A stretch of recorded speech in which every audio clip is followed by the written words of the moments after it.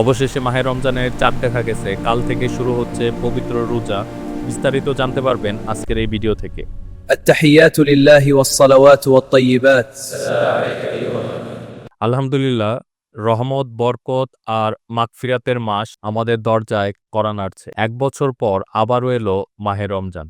চাঁদ দেখা গেছে আজ। আজ আকাশে উঠেছে সেই কাঙ্ক্ষিত চাঁদ, যে চাঁদের সাথে শুরু হয় আত্মবিশ্বাসের মাস। দেশের আকাশে চাঁদ দেখা গেছে। আগামীকাল মাহে রমজান, রমজানের প্রথম দিন। গতকালকে সৌদি আরবে পবিত্র মাহে রমজানের চাঁদ দেখা গেছে।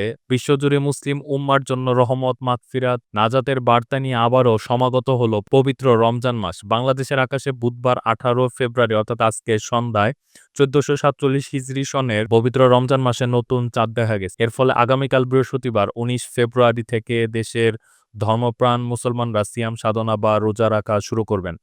আজ বুধবার রাতেই এশার নামাজের পর সারা দেশের মসজিদে মসজিদে শুরু হবে প্রথম তারাবির নামাজ এবং শেষ রাতে সেহরির মাধ্যমে শুরু হবে প্রথম রোজার আনুষ্ঠানিকতা। বুধবার সন্ধ্যায় জাতীয় মসজিদ বাইতুল মুকাররমের ইসলামিক ফাউন্ডেশন মিলনায়তনে জাতীয় চাঁদ দেখা কমিটি সভা থেকে এ ঘোষণা দেওয়া হয়। সভার সভাপতিত্ব করেন ধর্মমন্ত্রী কাজী শাহ মোফাজ্জল হুসাইন কায়কোবাদ।